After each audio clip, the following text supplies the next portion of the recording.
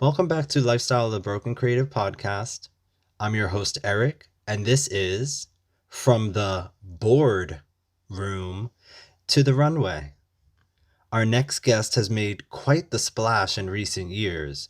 Starting her fashion career in her 60s, this inspiring queen has created a space in fashion that includes anyone and everyone who desires to look their best. Doing all this in the most sustainable way to protect the future of our planet and push the boundaries that do not suit a fully inclusive society.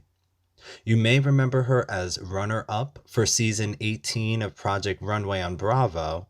Please welcome the phenomenally talented Nancy Volpe Berenger. Hi, Nancy. Thank you so much for joining me on the show today.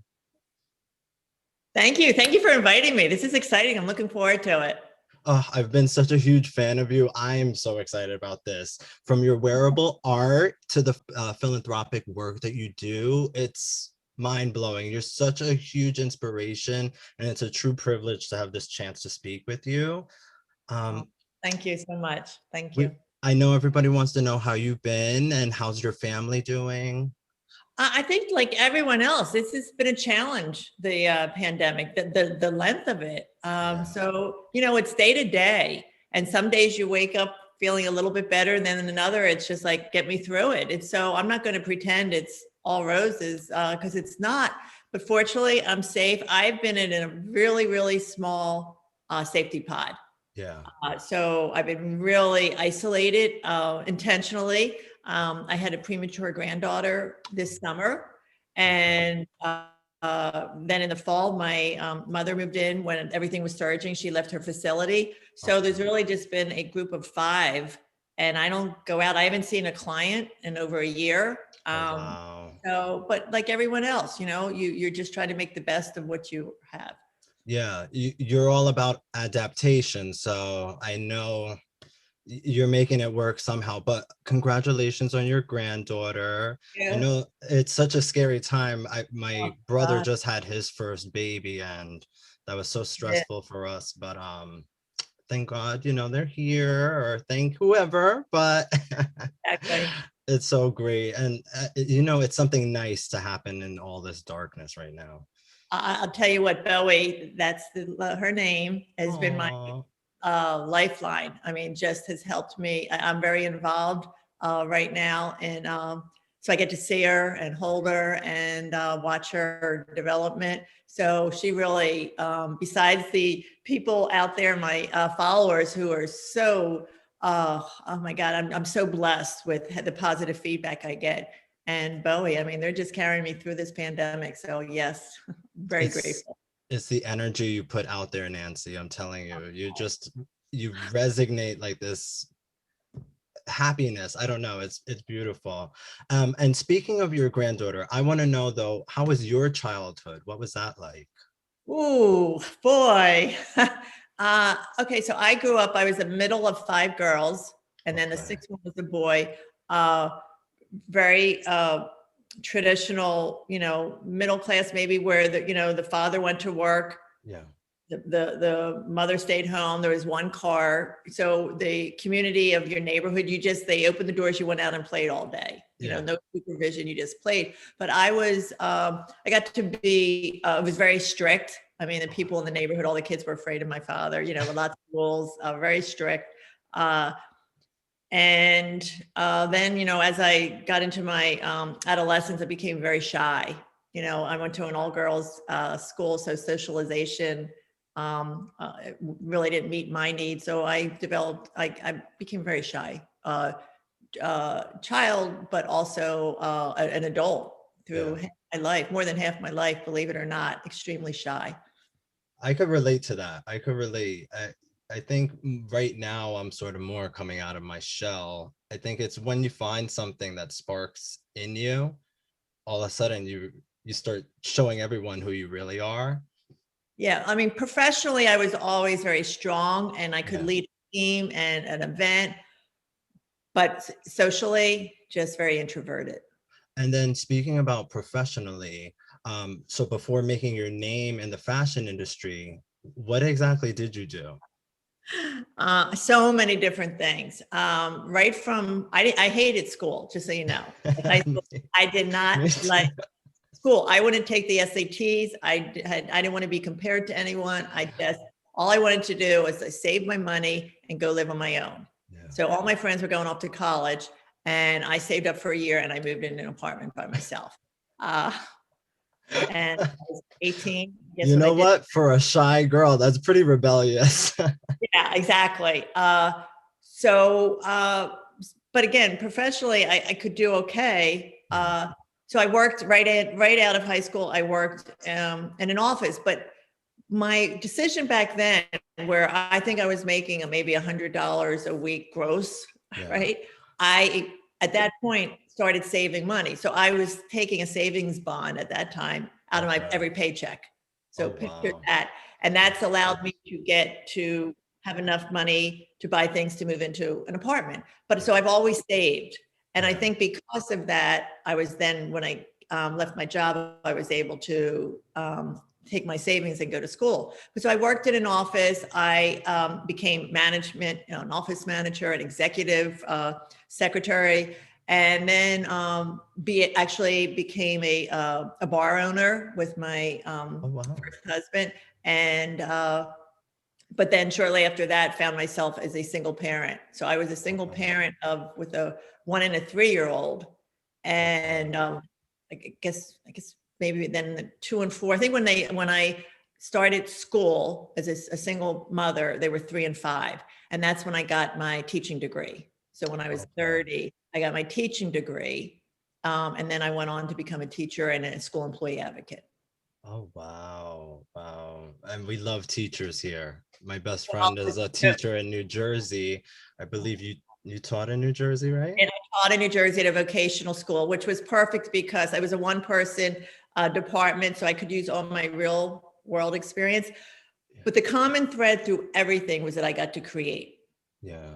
I was always creating, and I didn't understand why I needed to create. Like I would be in charge of a project, and somebody would see me come down the hallway and they'd hide because I would be trying to enlist people to, come on. So I got to do such creative and amazing things. And it wasn't until I stopped having that opportunity that I realized I needed to make a big change.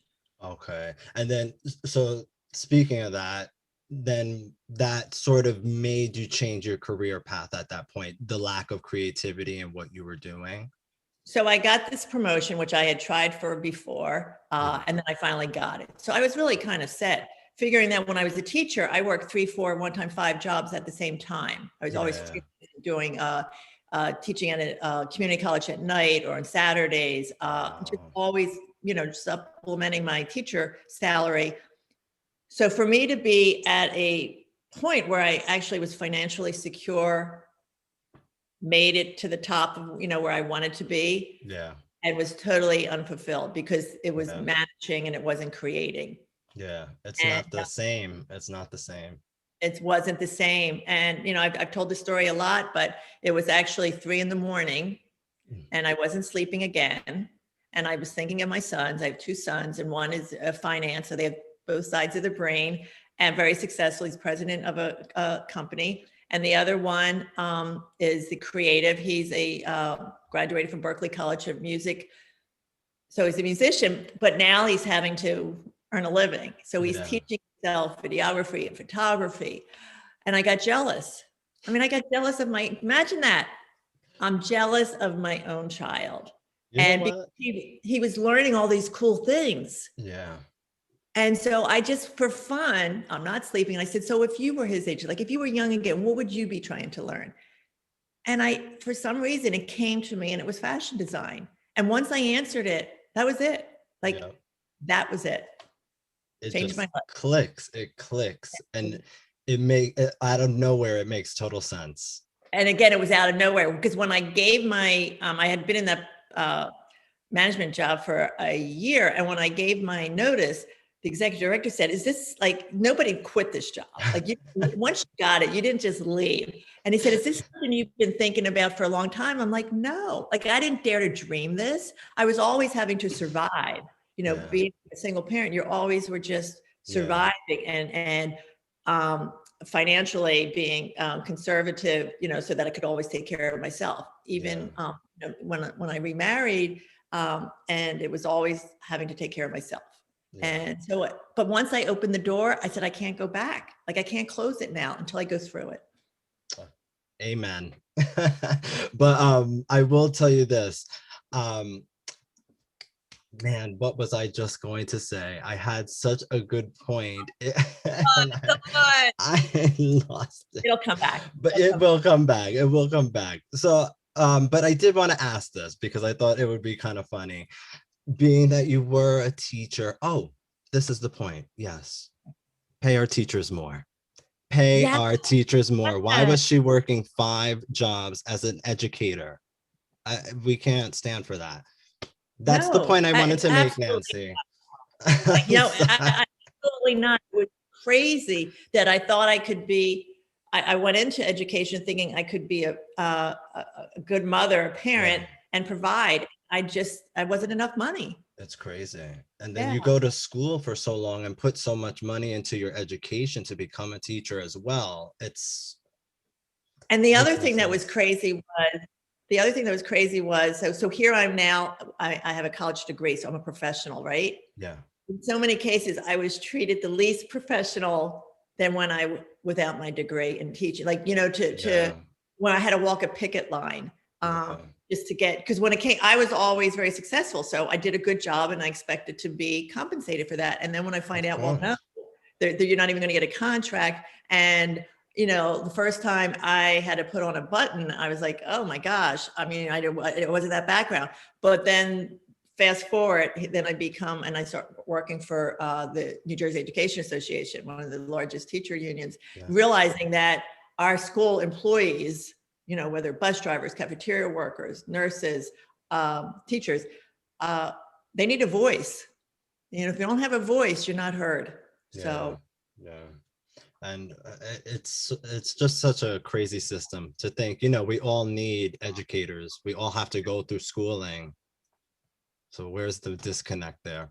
But I wanted to know, just a little fun, what was your style like as an educator? Or in the funny. Oh my gosh. So I was a business educator, right?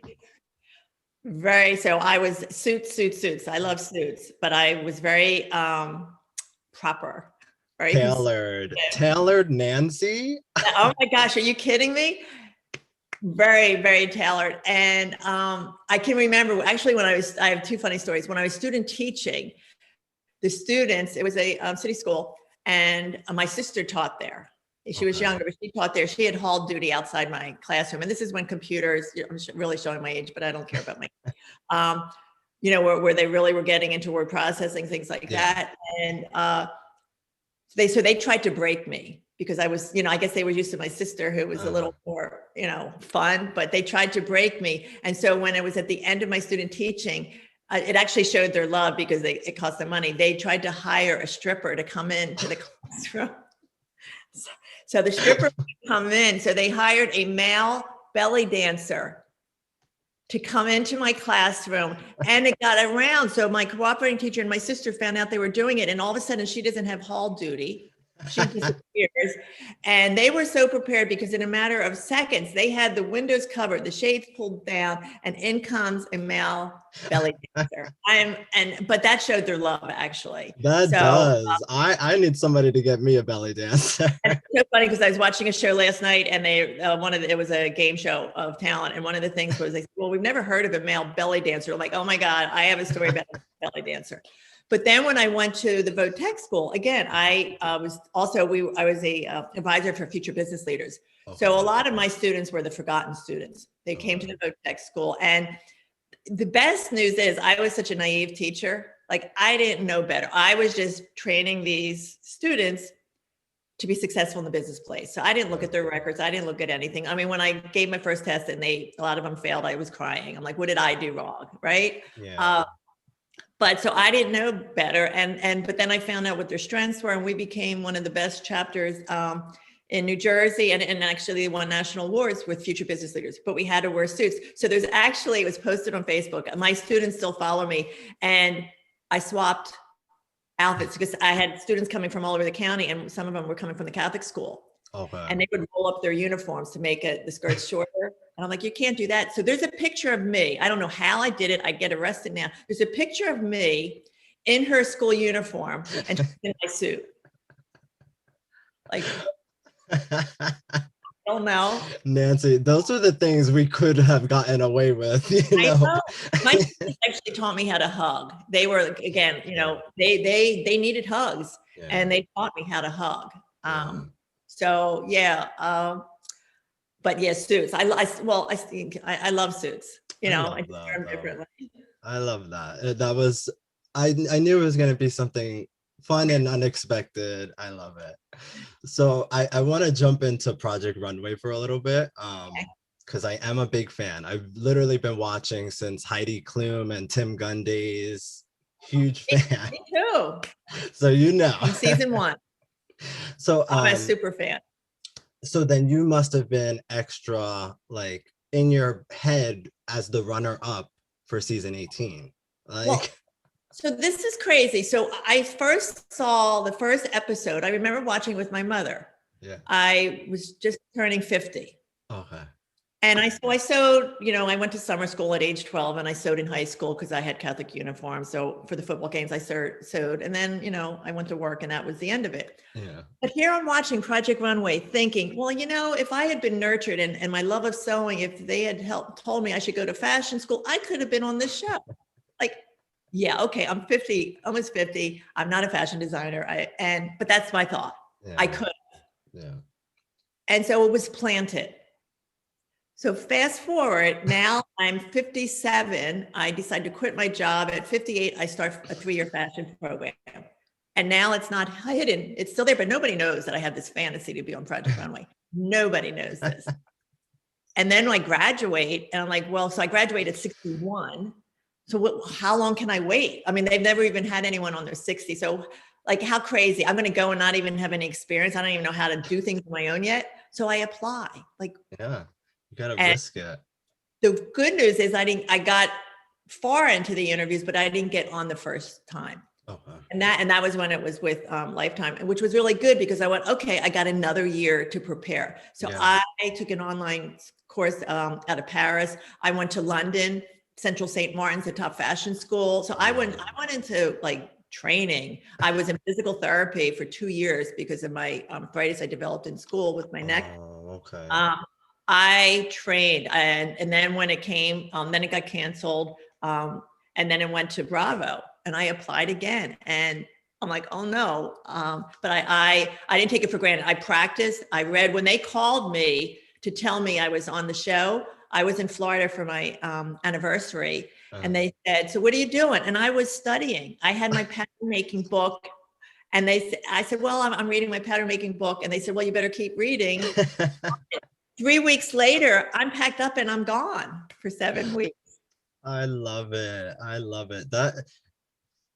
Tell me you're not inspired by your own story. It's crazy. It's absolutely, but for me, I knew it was my destiny. I don't know why, but I felt like I needed to be on that show. Yeah. And I know it's reality TV but it's also fashion. I felt there was something in me that I needed to be on the show. And then the thing is, once I got on the show, that wasn't enough.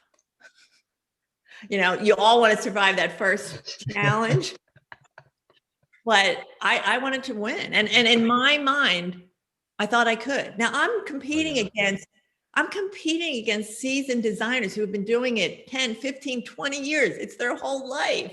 Yeah. And I had 3 years experience. Well, you know what?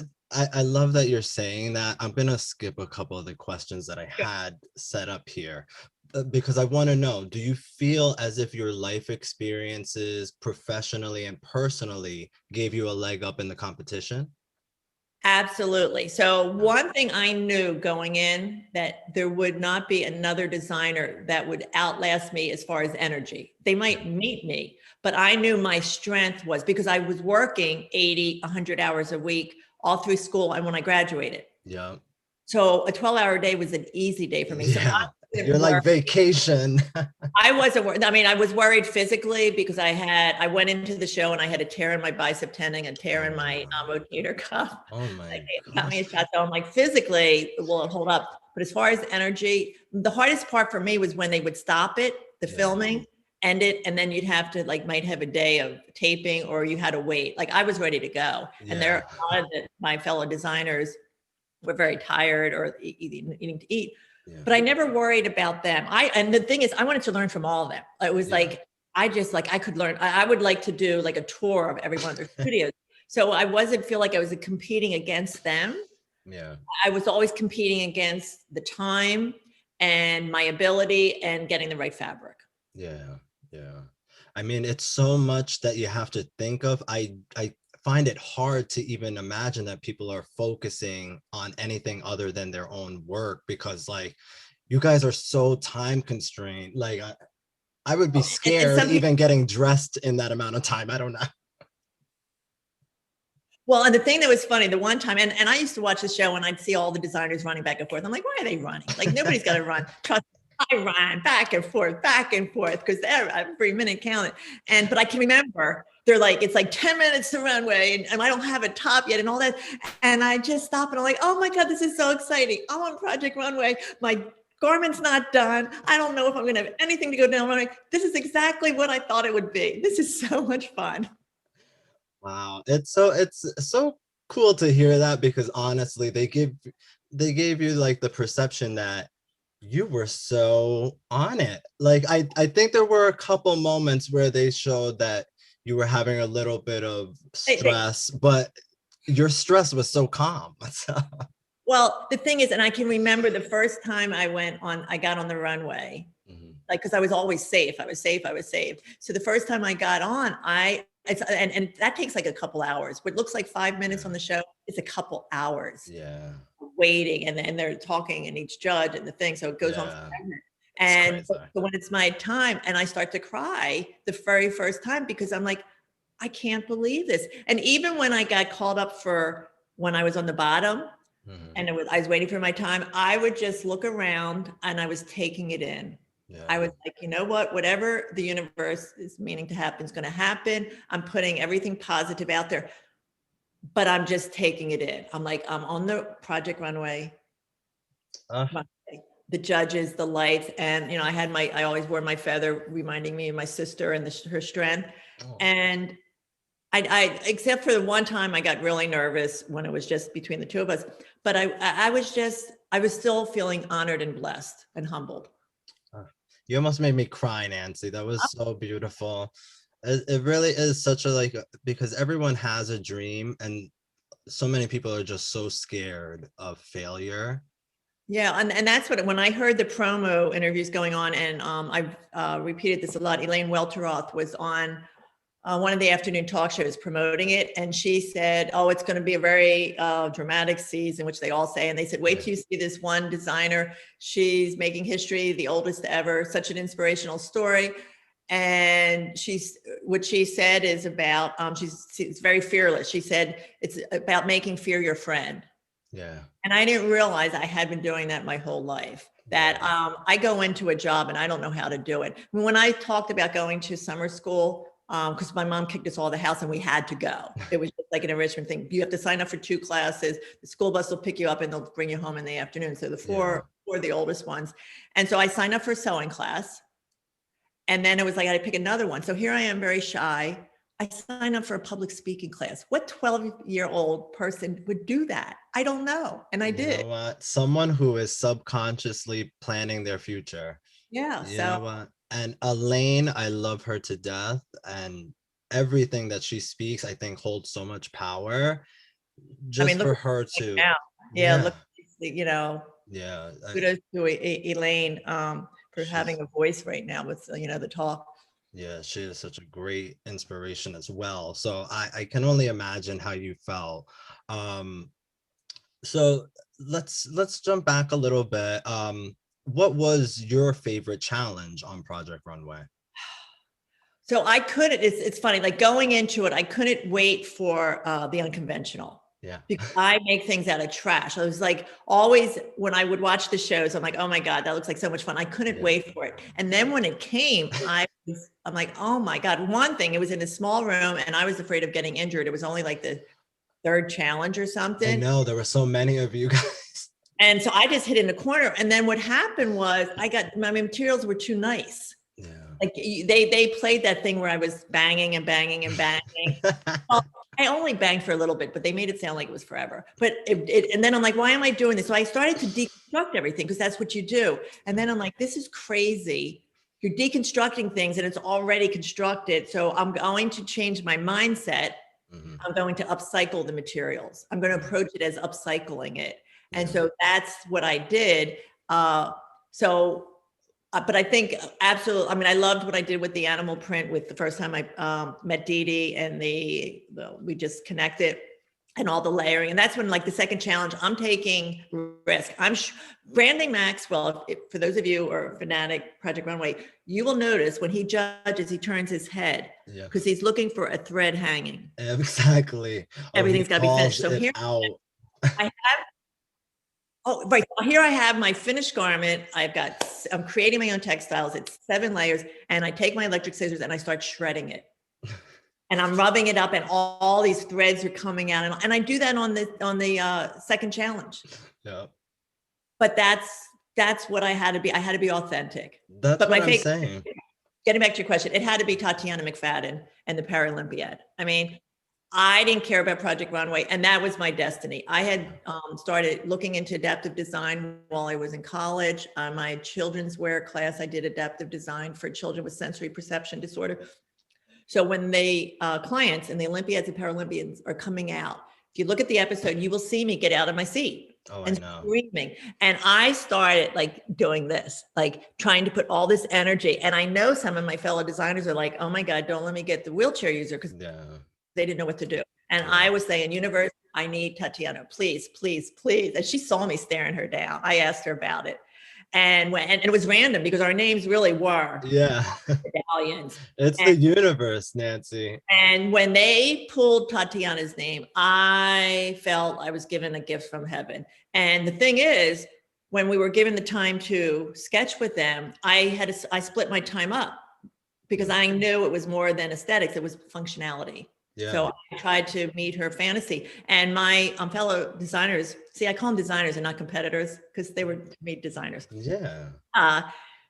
They're like, and Tatiana wanted a train as long as I could get it. And they're like, don't do the train. Like, don't do it because if it gets caught up in the wheels, they're sending you home. Because at that point, they would send you home for the smallest thing because there were less of us. Yeah. And I'm like, I don't care. Like, I'm not here now about Project Runway. I'm here to fulfill Tatiana's fantasy.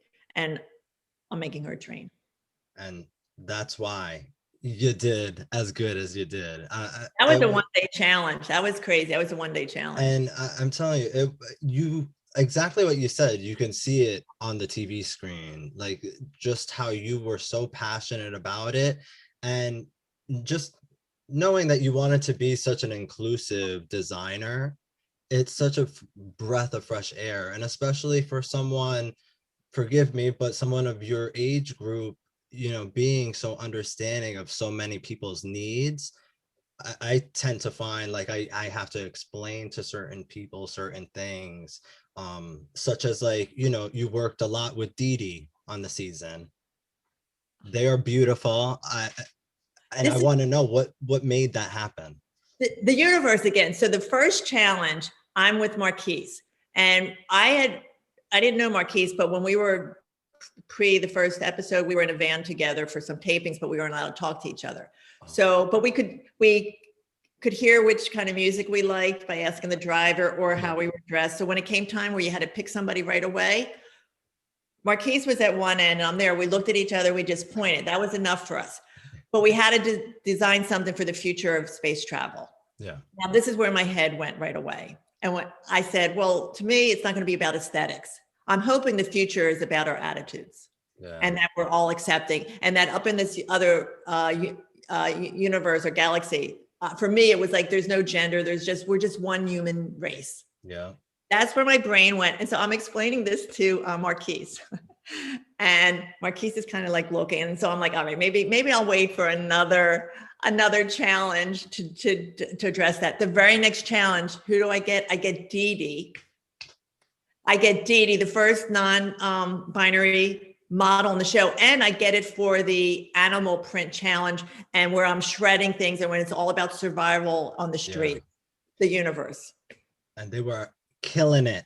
Yes, and I'm it telling just you. became this thing between DDI and as I've done after Project Runway, and I've had a chance to think about it and ask questions, where I say I'm an inclusive designer. It wasn't intentional. Yeah. It wasn't like I said, okay, there's a need for inclusivity. I think the reason why it's authentic, it came from within. Yeah. Having been shy, having been bullied so many times as an adult, feeling left out, I think through my fashion, it's a way for me to include everyone, whatever and whoever you are. Oh my God. You're going to make me cry by the end of this, Nancy. You need to stop. Oh, thank you. I'm a very emotional guy, so I may start crying. You have a great smile. Oh, thank you. Thank you so much. So let's see. Where should we go next with this? Because honestly, I feel like our conversation is just flowing. You're actually like pulling out the questions yourselves. Well, one thing I don't want to pass over about the bullying, adult bullying, because it's real. And I experienced some of it behind the scenes on the show. And it seems so trivial when you explain it to somebody, because it's a path. I'm sorry, I want to ask, do you think that this is because it's a form of ageism as of what you're seeing now, or you think it was just like more personal? No, because I've experienced bullying at all different ages of my adulthood in different settings, workplace, personally, and passive aggressive bullying. It's a matter of, okay, and the thing is, we've all been around it. And we might not even know that it's bullying, but it's when you're, with some people and they start talking poorly about somebody behind their back, or you walk in a room and you're ignored, or somebody comes in and, like this happened at school, there's only 3 people. You have a program of 4 and there's 3, and one person comes in and asks the other 2 to go out, or they want a cup of coffee and they ignore you. All these little things don't seem like a lot. And when I did my research, because I would go home from school and I would, cry. And I'd feel so sad. And I would read up, and then they said, well, you're going to find out is people are going to say, just ignore it. That person has some problems, just ignore it.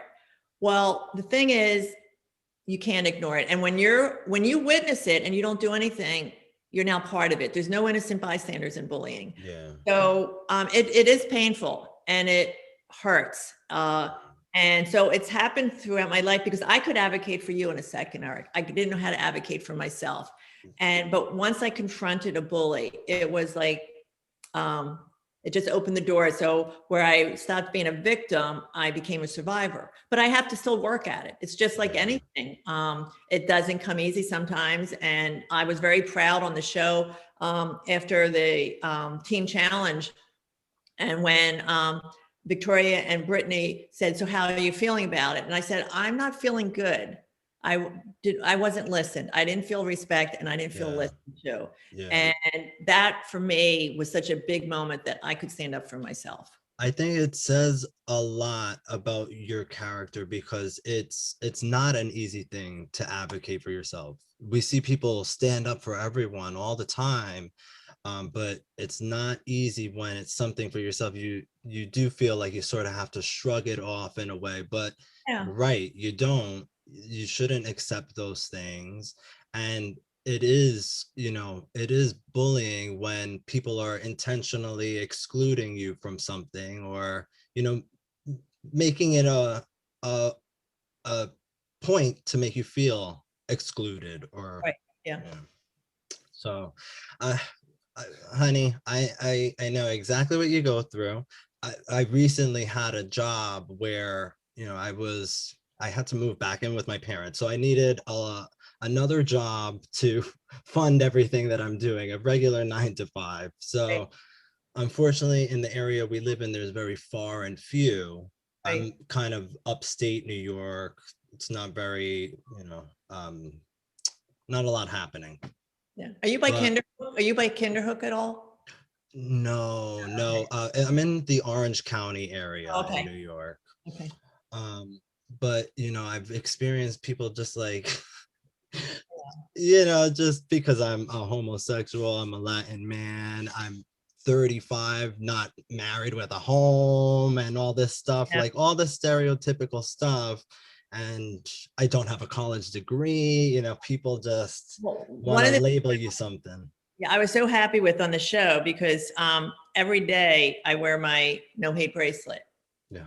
So when I got to the show, and with copyright things, so they instead of making me take it off, they said because I wear it, like I would just have to turn it Inside upside down. out. Yeah. But within like a couple days, they had reached out to the campaign and got permission for me to be able to use it. So I was very happy with, because sometimes I got to look at it and say, Nancy, knock it off, those thoughts. We all have some We evil do. We thoughts, and do. it's a work in progress. I've literally, because of everything that I'm trying to do, I've been focusing so much on becoming more self-aware and becoming more aware of the thoughts that I have, not even just if I'm vocalizing them. I have to like sort of quiet these thoughts that I have myself, because you can't be telling yourself something negative like that.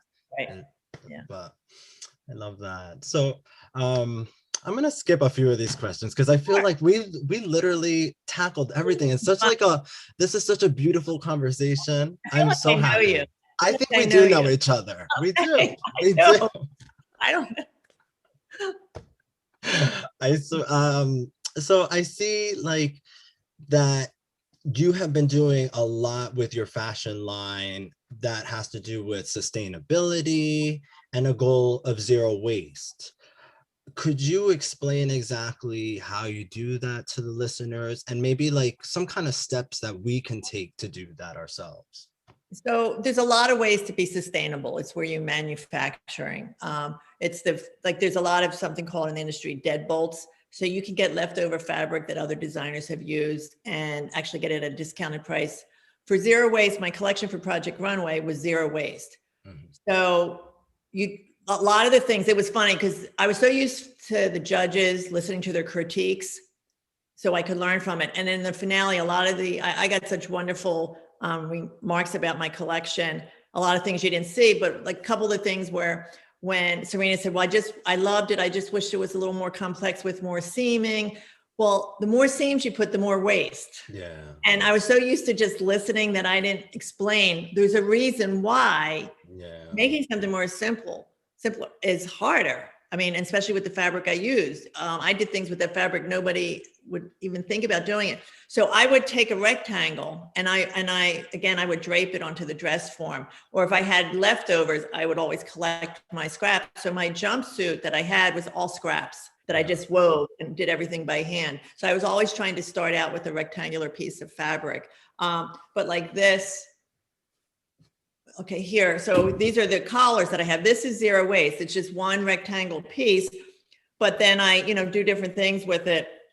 So, if I want to make it fancier, but then give it a shape. But for this one, I had some scraps of fabric. So and then I had some of my horsehair that I liked using. So this was how you could have another design, but zero waste. I love it. So it's just taking, like Brittany Allen, my roommate, she just sent me a whole bunch of scraps because I'm doing with Support Philly Fashion and the Philadelphia Task Force. We're having for Earth Day celebrating sustainability. And we're going to have a showcase of windows. So she gave me a lot of scraps so I could show scraps and then what you can do with it. So that's how I approach zero waste. I save everything. And then I try to do things with it. But a lot of it is, and there's a lot of books on it. I just kind of intuitively figure something out. You're just that creative. Like literally you see a piece of fabric on the floor. And I'm not afraid. Like when I got back from Project Runway, I fell in love with this fabric and I worked weeks on it. Mm-hmm. Weeks on it. And then what happened was it became forced. And I'm like, you know what? And I scrapped the whole thing. And so I'm not afraid to experiment and try. What's the worst thing that can happen? It's fabric. It's, And you can do that with anything, because that's the way I am with my writing. If it's not coming out organically, I'll be like, you know what? It was a thought. You have some of that thought written down, put it to the side. If it comes back to you, you can go back to it, but stick Right. with things that are flowing. Yeah, exactly. And then once I realized I was forcing it, I stopped. I love it. Well, I want to show you because I don't know if you realize, but I have my NVB mask and this came Oh, with it. And oh, okay. this bottle's empty. I haven't been drinking for a while, but I wanted a prop. Oh, thank you. But I love it. I love it. It's such a Yeah. nice mask. So I know you were just talking about what you're doing for Earth Day. Um, I want to know about some more organizations that you align yourself with, and maybe that our listeners can donate to or get involved with themselves. Well, that's one of the hardest parts about the pandemic for me was my goal to be a relevant designer while I was in school and everybody wanted to know what I wanted to do. I said, I don't know, but I want to be relevant. And that was, I figured there must be a reason why the universe allowed me, Nancy Volpe Berenger, to have this fantasy come true. It wasn't just to design clothes, because there's a lot of designers. So I view it as I have to create. It's the way I breathe, but I want to do good with my fashion. So I want to support organizations. I need to make money. But if it was all about money, I would have stayed in the job I was at. Yeah. So this was about why I was given this opportunity, and it's to do good. So I've supported, women organized against rape, suicide prevention. A big thing I'm getting back involved with, because they skipped last year, was the garbage bag gala with the Salvation Army. I just had garments pulled for in May. It's a tape show. It's a virtual fashion show for Methodist Hospital, their fundraiser. Okay. During the pandemic, I was able to create this video with how to make masks for young children at Children's Hospital in Philadelphia. So always giving back. So with the pandemic, that kind of stopped. So that's been really hard. And now I see it starting to come back. Yeah. So that's really important for me, that giving the community, and then again, the adaptive designing. You were saying the Garbage Day Gala? Garbage Bag Gala. Garbage Bag Gala. Yes, you can follow it on Instagram. It's the one out of Camden. And so they're going to have a virtual event.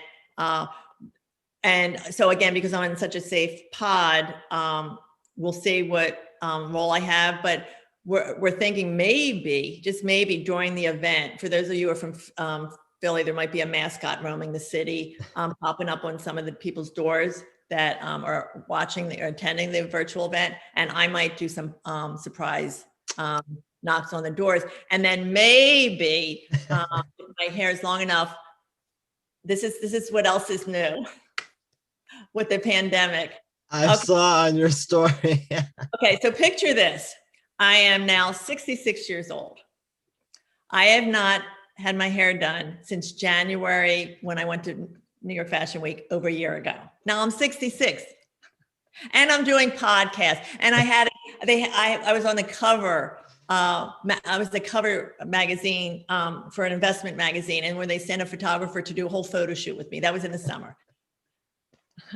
And so I've always had my hair, like all the different highlights. Yeah. And I didn't know what color. I mean, it's brown, but as this pandemic is wearing on, I realized with the stress and all that, I'm turning more gray. I mean, I've always been lucky. So I decided, and I prepaid my hair salon, because they've shut down. And just because I decided I needed to stay outside in my pod because of my circumstances and not go into the salon, I wanted to support them. So now that I'm so far into it, I decided I'm just going to keep it growing until I want to be left with something, and I'm going to donate it. That's so beautiful. If it's long enough for the event, we might go live and have someone shop it off. But I just had a great discovery. So last week I'm thinking, what am I going to do? Because again, I think the stress, things are popping out. Now for a woman to get their hair done, because it's 2-3 hours. Oh yeah. Now I start reading about men, right? 5 minute, just for men, wash it in, wash it out. Like, wait, why does it work in 5 minutes? And for me, it takes 3 hours. You know what? I would not trust that, Nancy. No, wait. No. So, and then I'm like, well, I only really have a piece here and a piece there and all that. So guess what I did last week? and I tried it. So I started researching it, and now that you have a beard, I went on and I saw they have just for men for beard and mustache. So what did I buy? I bought the beard and mustache, and I'm just like treating like different parts, and I'm like, if something goes wrong, oh well. Yeah, at least it's a So small yeah, bit. this is compliments of just for men beard and mustache right here. So I got a little extra gray here. Hey, maybe you get a sponsorship out of it. There you go. You listening? But it's like, I'm like, it's only hair. It's like, Yeah. I have plenty and I have a lot of it. Yeah, me myself, because I've tried to be because I'm living back with my parents, and my mother, she has, some autoimmune thing. So I've been trying to be mindful. Right. And so I haven't been going to the barber. I've been doing my own hair. I pretty much have been doing it. It's a mess now, so I'm gonna keep the hat Look how much hair. Wait, look how much hair I have. Unreal. Let me tell you, a lot of people would chop that off happily know, and right? wear it. So. Right? Yeah, so I have a lot of hair. So. Yeah, and it looks very healthy. I love it. Yeah. So, and I did find an organization because somebody said you can't donate hair that's been treated, but I find that I could. So yeah, so that's what I do. That's it. You know what? We all have to look out for each other in this world. Lemonade out of lemons. You know what? Make lemonade out of lemons. Exactly. We are all going through this. So if we all do things like that, oh my gosh, this world would be, instead of all this fighting. Oh my gosh. Yeah. I mean, there are things to fight for, but there's, other things like not wearing a mask. Look at this gorgeous mask. My gosh. Are you kidding me? Who doesn't want to wear this? I literally, I think they're great fashion statements. So. Well, what I couldn't understand when I started, they went through a lot of different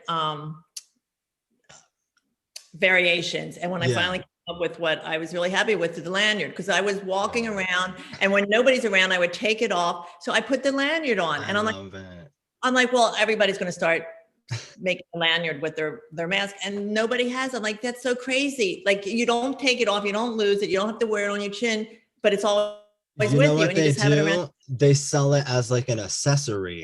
So then you have to buy the mask, and then you have to buy that separate.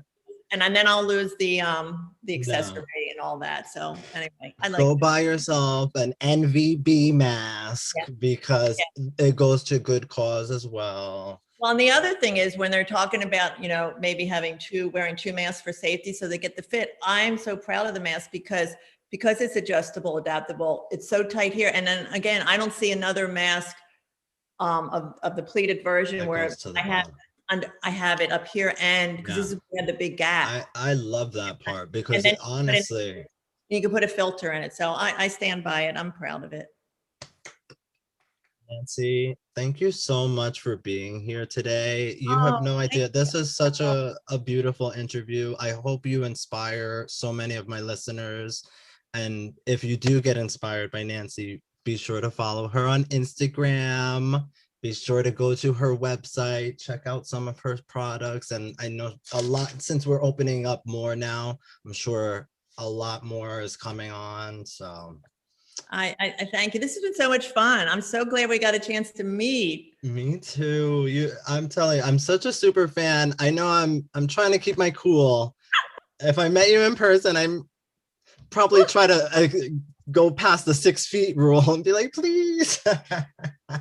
No, but it has been such an honor, and thank you so much. I love everything that you do, because you think about everyone as well. You're doing great things for yourself, but you think of the community.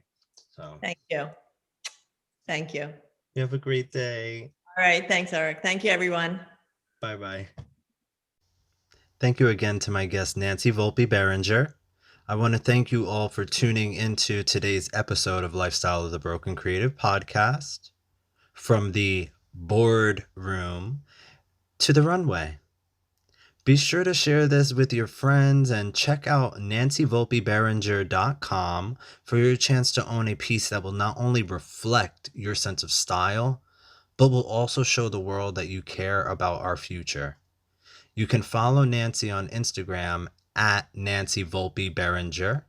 And if you haven't seen season 18 of Project Runway, go check it out to see Nancy's epic journey throughout the competition. Be sure to check out some of the organizations Nancy mentioned today. Organizations like Women Organized Against Rape, the Garbage Bag Gala, hosted by the Salvation Army, or visit Methodist Hospital to make a donation today. Thank you again for listening in. Remember to spread peace, love, and happiness, and always be creatively you.